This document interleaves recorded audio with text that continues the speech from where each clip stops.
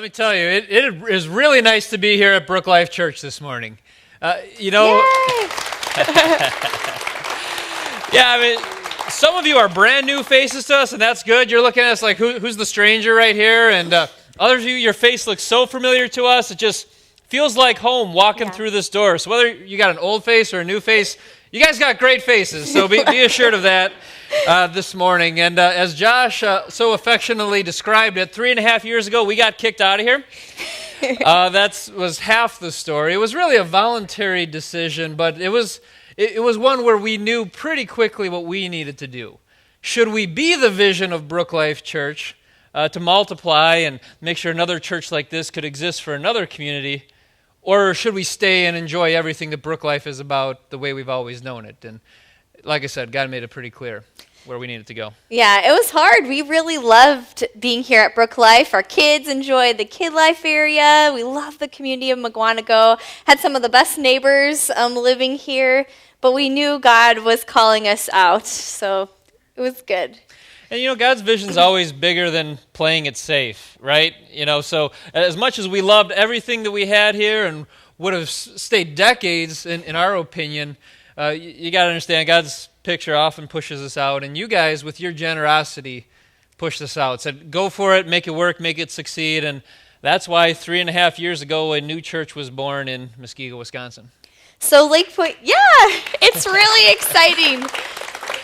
I wish we could scoop all of you up and bring you over to Lake Point to see how God is transforming lives in the community. It's simply amazing to watch. This past fall, we actually renovated an old grocery store. And not a Walmart this time, but an old grocery store.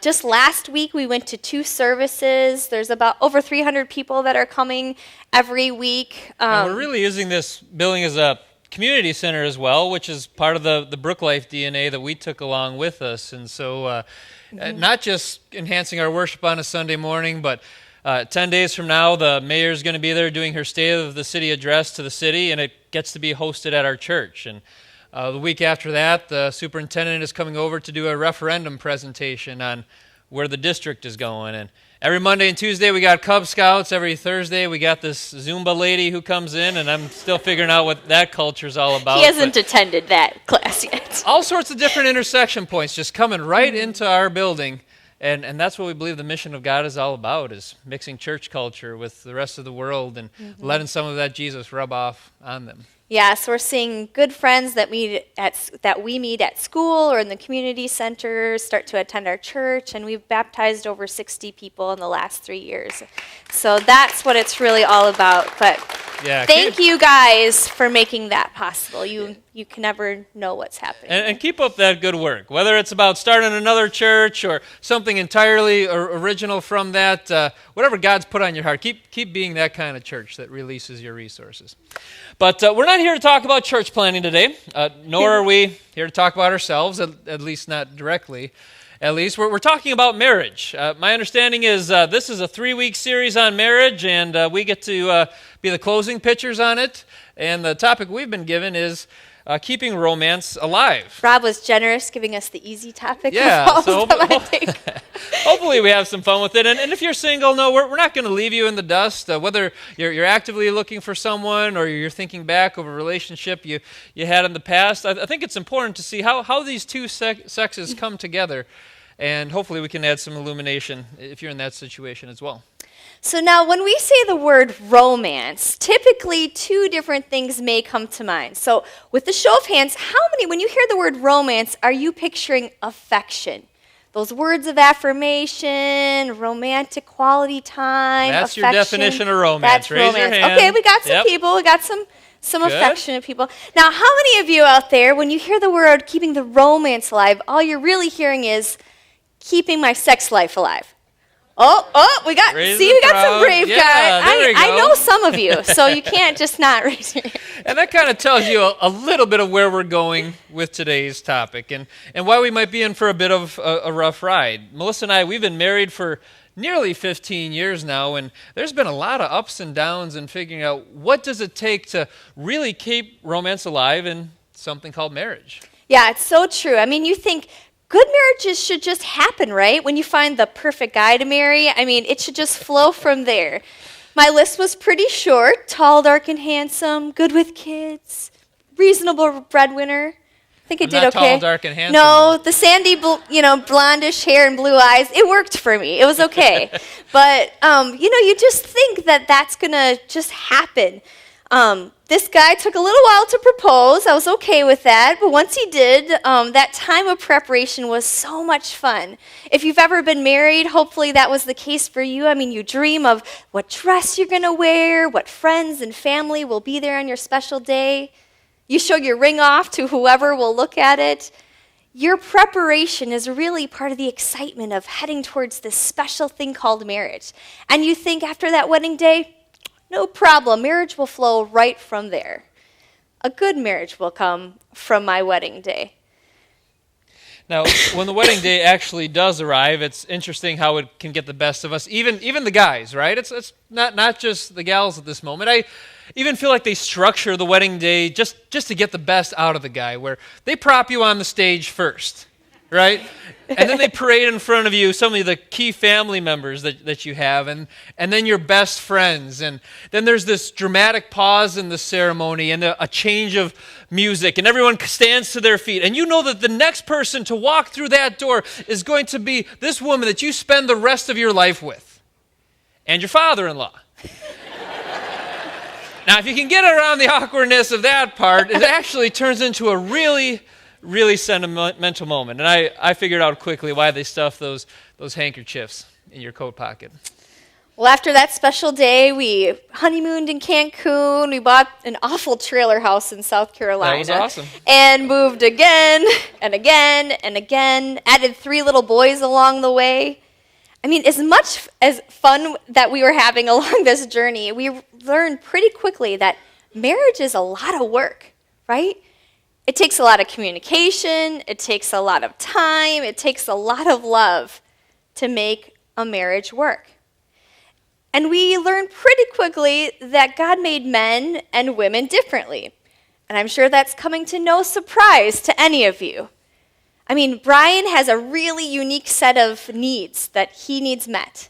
And I have a really unique set of needs that I need met. And typically, they're completely opposite of each other, which leads to frustration and anger and sometimes even resentment. And what was meant to bring 2 people together in the most uniquely intimate way sometimes pushes us pretty far apart. And here's my primary concern with all of this. My primary concern is that I feel like most of our marriages still genuinely love each other from the heart. That's what I still believe. However, I think that a lot of marriages have stopped loving each other through what we do. Right? I mean, deep down, you can still picture that person on your wedding day when you married them. And whatever you first fell in love with about them and what made you say, I love this person so much, that is still probably there. And you still care about them and you still say, there's nothing in this world that I would not do for them. But if you take an inventory of your life, it's probably been a while since you have done something for them, at least in terms of keeping romance alive. Why is that? It could be any number of different things. Maybe it's because they stopped meeting you at a romantic level, and so you've kind of stopped choosing to meet them at a romantic level. Or maybe you just got tired of being on different pages where her definition of romance versus his definition of romance so wildly different. It's just too frustrating to keep addressing it, and you just assume skip that kind of pain. One thing I do know is that with this all-out, I am going to romance you off your feet kind of level that we once had in our relationships, for most of us, that's been a long time since it's been there. And what we wanted to call you to today is to go back there. To go back to the love that God first put between you. To go back to the romance that God first called out between the two of you. And what will it take for us to keep that kind of romance alive? And I know of no better way to do this than to go back to the gospel that Jesus gave us, the good news that only comes through God giving us his Son.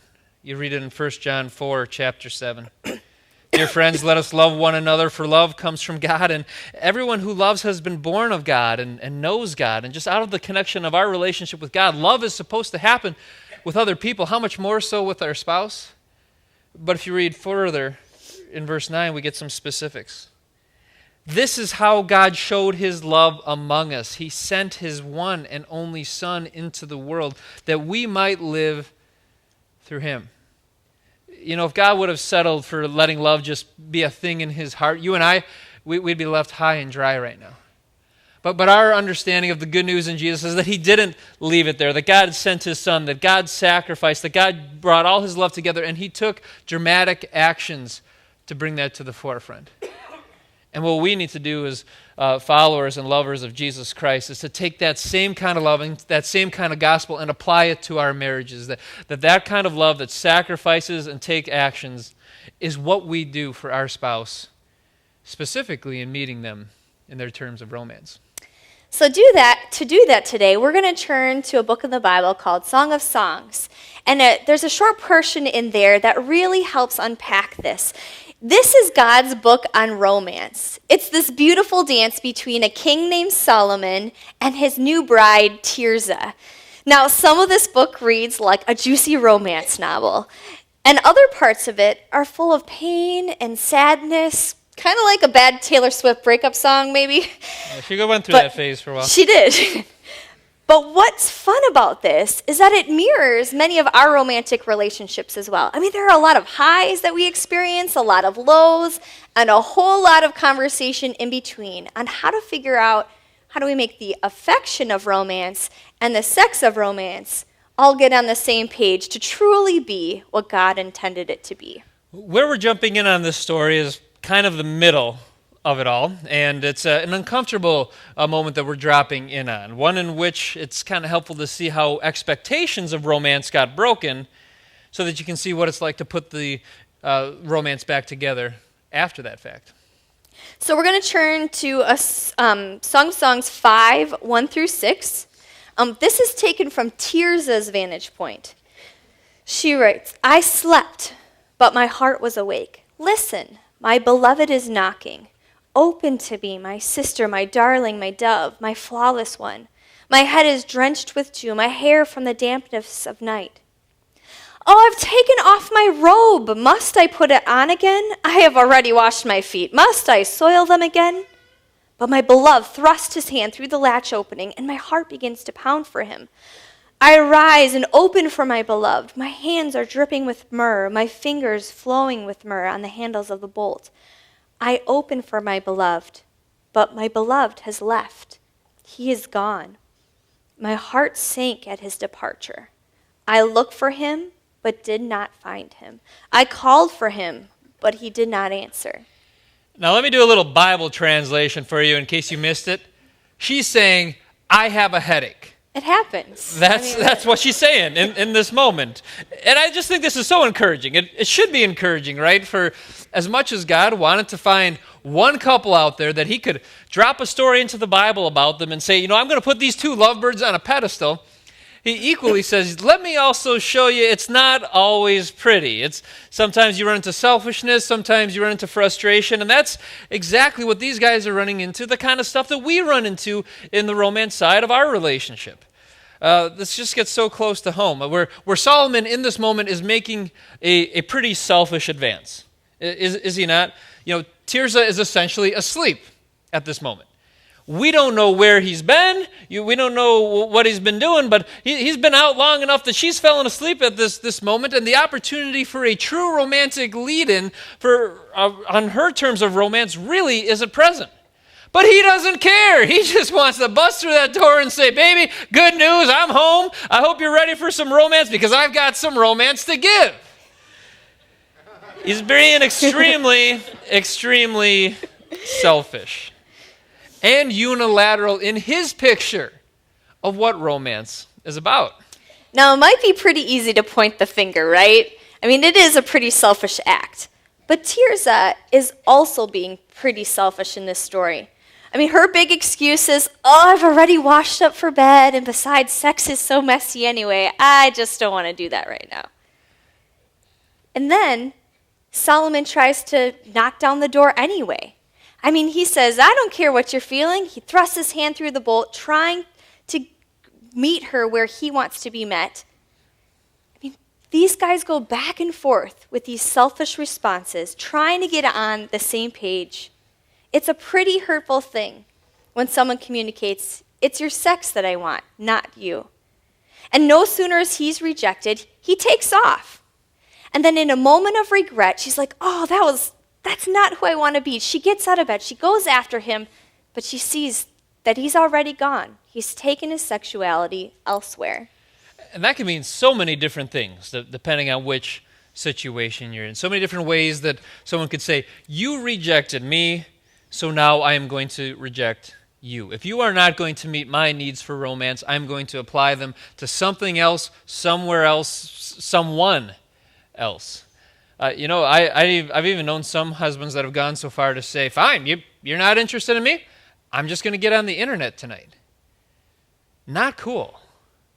Right? But this is the kind of version of what we have. Your story is a little bit different, but in some fashion, I'm sure selfishness has shown up in the relationship where one of us will approach the other on the romantic terms on which we need them most. And the other person says, I'm not meeting that kind of need that way, and so I am going to reject you. But you get your needs rejected so many times, and you've rejected them so many times, and it's just this pattern of selfishness, rejection. And you don't have to take many laps around that before you start thinking backwards and saying, because this is how our romance has always been, this is how our romance will always be.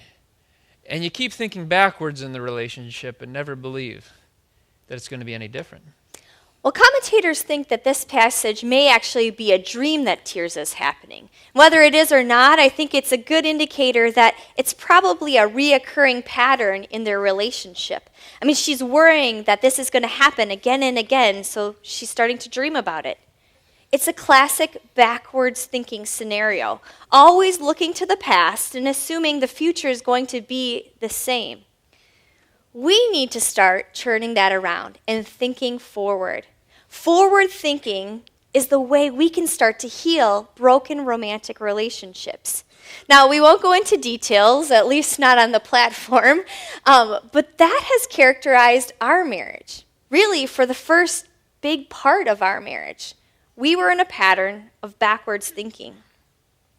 Now, it was about 6 years into marriage when we just had our second little guy, and I was really starting to see that our marriage was great on the outside. I mean, we were best of friends. We were on mission for God. We were serving in a church, having a lot of fun together. But this piece of our marriage, the romantic piece of our marriage, was really, really flat. I was reading in the Bible one morning during my quiet time with God, and I came across a story of Jacob. Jacob is a guy who, the Bible says, wrestled with God. He said, I'm going to wrestle with you, God, until something good comes out of it. And it was in that quiet moment that God said, what about your romance, Melissa? You're not wrestling me towards something good in that area. And that hit me like a ton of bricks. It was true. I mean, it was something that I had cut God out of. I had stopped talking to Brian about. I just kind of was ignoring the fact that this piece of our relationship was not good. I didn't know what that would look like. What does it mean to wrestle with you, God? I don't know if that's going to work. I don't know even how to start to do that or where we're going to go from here. But I could tell in that moment God was saying, make a commitment to me. Wrestle with me on this issue until something good comes out of it. And God must have really been at work, because it was about that same time I was going through very similar kind of thoughts. It was in a moment of bravery that year for her anniversary. I hand her the anniversary card, and as she begins to read it, I go over to the closet where there's a suitcase packed. I've pre-packed it in advance for her, and at that season of life, after our second child, she was sleep deprived, romance deprived, just about everything deprived. And so, man, it took a really elaborate setup of getting 5 or 6 different sitters to accommodate our children for a weekend. But what I had written in that card is that I'm taking you away for 2 nights at a bed and breakfast starting just 10 minutes from now. And it was one of my finer moments as a husband. A rarity, Rarity, yeah. I assure you. And did fireworks fly that first weekend? Not a darn chance, right? I mean, nowhere close. But this was my opening statement to you, that I was ready to work on our marriage, that I was going to start thinking forward, where I'm not going to let the backwards thinking characterize us anymore. I'm actually going to forward think on what God might do with us next. And let me ask you this. If you were going to make an opening statement to your spouse, that you are now ready to think forward, that you are now ready to keep romance alive, what would that opening statement be? What kind of statement would really communicate romance to them in terms of their language? What kind of a statement would really communicate, I'm going to make myself a little bit of commitment and a whole lot of direction into where this thing is going forward? What would really grab their attention? And perhaps the biggest question is, are you ready to stop thinking backwards? Can you apply enough grace and enough forgiveness to say, the way we've always done it before, and the way I've been hurt, and the way I've been doing the hurting, I'm willing to leave that in the past long enough to start thinking forward and believe that God has a different kind of romance for us if we just stick together on this. We follow a God of forgiveness, a God of hope, a God who specializes in buying back broken relationships and redeeming love. That's the God we follow. So even if you don't think that you can believe in your spouse again, can you believe in a God who raises people from the dead? Can you believe in a God who probably has the power to raise even a marriage back to life? Your faith is meant to go into every place of your life, into everyday life. And your marriage is one of the first places it should show up. It should be the place where God lives out his death, life, and resurrection. And it can be in the romantic areas of your life as well. So if all you took out of our talk today was find enough faith to think forward, I think that would be huge. And so if you're there and you want to stop for today, go for it.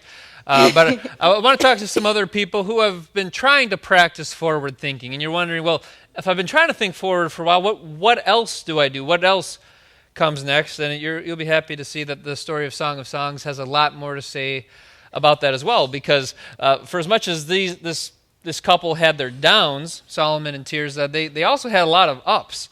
And that's why God uses them as an example for you and I, where they just did this great job of bringing the affection of romance together and the sex of romance together at the same time. And we're working off a presupposition that those are the two big needs of romance that people bring in. It's out of the research we've done and the homework we've run, it's really women are predominantly looking for affection in their romance, and men are predominantly looking for sexuality. Yeah, both want both, but man, if you really got stereotypical and boil it down, it's those two things that we're struggling to figure out how to connect. And between Solomon and Tirzah, they figure out how to bring them both together at the same time in the same place.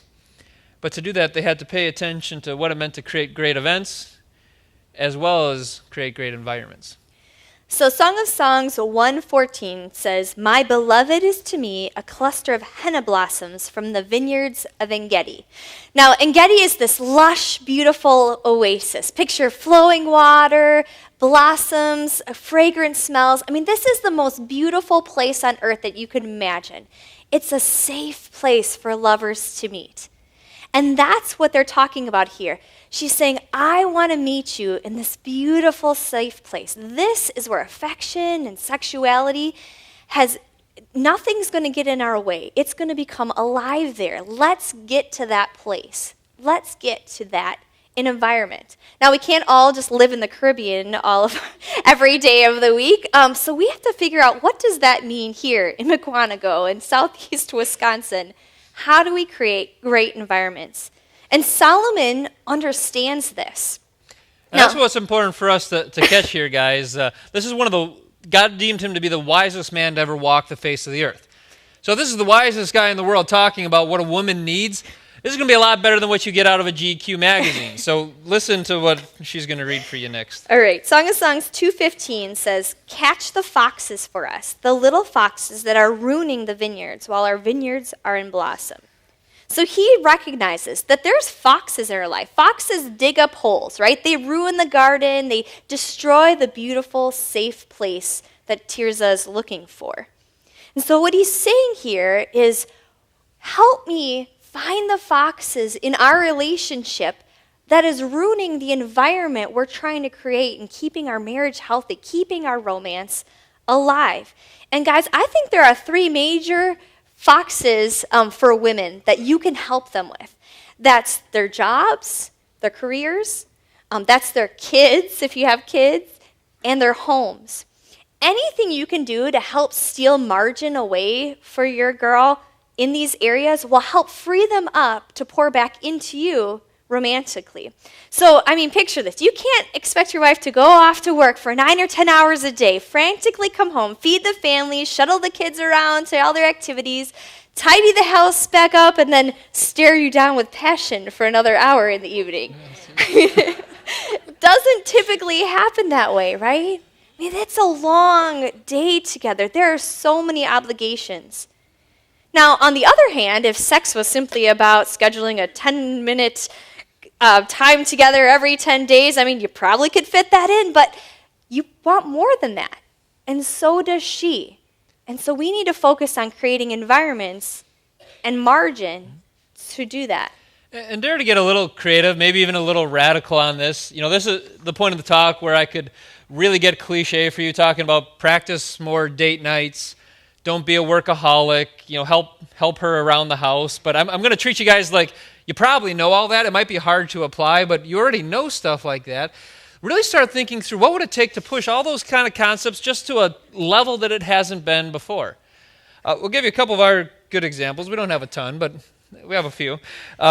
So I'm committed to be home for our family between 5 p.m. and 6:30 every night. That's kind of hard to do on a work schedule. You guys know that, you know, sometimes the job spills over. That's just the nature of having a job. But what Melissa's communicated to me is that 90-minute window of the kids are off the bus, the homework's flying around, the food's flying around, all heck is breaking loose. That's a hard 90-minute window right there. And if I want to chase off these foxes from her environment and put a little more energy and sanity back into her world, that's the 90-minute window that I need to be present for. So regardless of what I'm doing in my job that day, I cut it right off at 5 o'clock, and that often means a lot of times around 7 p.m. at night, between 7 and 10 p.m., I'm going back to work and doing what I would have done up till 5:30 or to 6 or 6:30 or whatever, but man, I'm interrupting my work schedule, my ideal work schedule, for the sake of chasing off that fox of an environment for her. That's important to us. Date nights. This will work if you got little kids in the house like we do, and so for us to have a date, we have to get rid of the kids.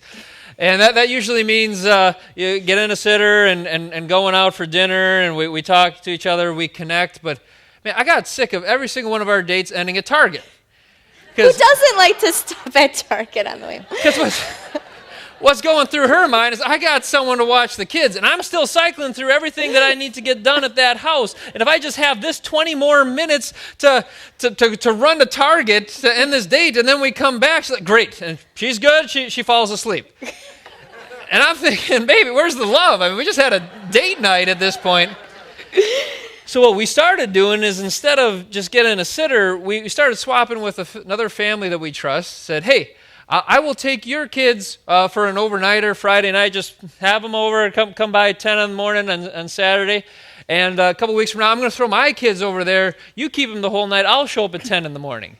And so somewhere in that window of margin, we actually have time for romance my way. And so that's kind of the gist of where we're going. And Target, which is also very important. And Target. Everybody's happy. We got environments. It works out.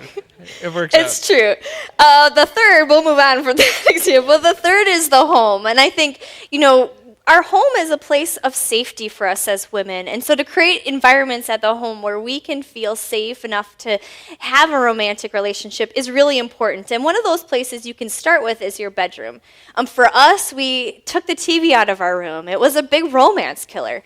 When kids wanted to climb in our bed to sleep at night, we said, you got your own bed. 'Cause that was also a romance killer. One season of our life, we lived in a really small apartment, and our bedroom became our home office and our ironing center and just a dumping grounds for everything. And we said, you know what? This is not a healthy way to live for our marriage, and that's more important. And Brian actually gave me a Christmas present of some money to help redecorate our bedroom so I could feel like it was a beautiful place to come together in. And that was really special for me. But the key here for women, I hope you're listening to this, is guys can really put a lot of effort into showing us affection, right? They can create these environments for us and create margin and get a sitter to sleep overnight, but it's our job to respond to that. It's our job not to just extend the trip at Target, but to really see what they need. It's our job to then create events and meet their needs, whether they're really meeting our needs or not, but to use that time to meet their needs. So if the Song of Songs teach us about the importance of events, and that really connects with where women are at, it also talks about the environments for women. It also talks about the events for men. You get two words with E's, and you get mixed up a little bit. But anyway, let's talk a little bit about events, and we didn't leave nearly enough time to explain the complexities of the male soul on this one. Yeah, really complex. But we'll try. And in all fairness, I will try to glance over this a little bit. I want to appreciate the fact that we already said the word sex about 10 times more than many of you are comfortable with in a church service. God created sex. God writes about sex, and he puts it in the Bible. So we think it's important to talk about in church, and that's why we went there today. And at the same time, though, I want to respect that for some of you, man, we pushed past your limit a while ago, and I don't want to go too much further into that. But if we were to read Song of Songs chapter 2 and Song of Songs chapter 4, we'd run into some really visual, even sensual language between these two. And if you don't get lost in the poetic nature of the writing, and it is very poetic, where there's imagery and it's analogies, and you're forced to read between the lines. But when you do read between the lines, you listen to Solomon as he's describing the beautiful features of his wife, every part of his wife's anatomy. He's got a very naked bride in his arms, and he's talking about how great she is and how amazing she is. It's as if he wants to say, I will never stop celebrating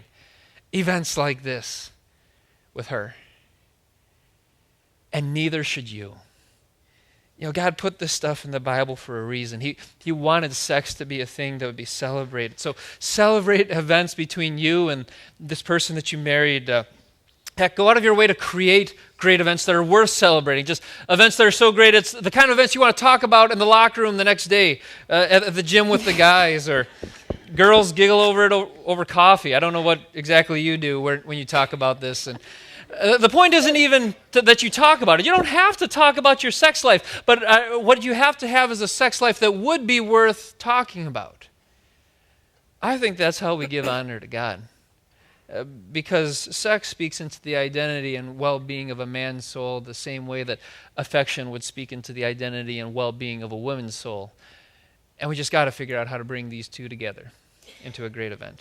Not that a topic like this can be condensed down to such simple terms, but I believe that if a man would commit to really creating environments to meet a woman's needs, and a woman would commit to really creating exciting events to meet a man's needs, and we turn together towards God and commit to forward thinking and a believing in a God who can redeem our relationship time and time again, that we truly would figure out what it means to keep romance in our lives, to keep it truly alive.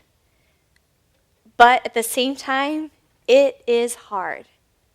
And for many of us, it's very, very hard. I mean, some of you have been really hurt. You've been hurt really bad. You're thinking, man, I've put my time in. They're the one that needs to take some steps my way. Again and again, I'm meeting their needs, and they're. they're not showing up, I'm done. But that is not the gospel that we believe in. Because the Bible said Jesus came. He didn't come when we took steps of commitment. He didn't come when we started to seek for his love. Jesus says, I came when you were still sinners. I died for you. And while your spouse is still acting like a knucklehead sometimes, while they are still sinners, would you die for them? Would you commit to being a spouse who lives like Jesus? You can do this. I know that you can. And dare I say, you might even have a little bit of fun doing it. This is not your normal sermon application. Great application. I'm not telling you to go home and read your Bible and pray more. You get some romance going, whatever that takes between you and this person you married. Just don't give up. Keep the conversations high and the prayers even higher. And God's got something more for you from where you're at right now. Let me pray for us. God, we're so thankful to you that you loved us and you gave us a picture of what love was all about. So we're really not fumbling through this on our own and in of ourselves, trying to search for some kind of motivation. Your love for us is our motivation. Your love for us is our model. And God, you know the stories in the room here. There's plenty of hurts and aches. Some are filled with so much sadness of just they've been on different pages for so long, and some of them even feel like they're in this dangerous spot of, man, I understand why things like this take us apart or take other people apart and could bring a whole marriage down. And God, I pray that you'd just speak into those issues right now. And all the hopeful ones that are saying, I believe in my God more than I believe in the way my situation is right now. That my God is bigger than this. That he does raise the dead. And so, God, our prayer to you is that you would bring your resurrection. That you would bring your resurrection to where our marriages are at, and specifically today, God, we're asking, bring your resurrection to our romance life with each other. We want that. We want to celebrate it with you the way you made it to be celebrated. For your glory, we ask for your grace to show up. In Jesus' name we pray. Amen. Amen.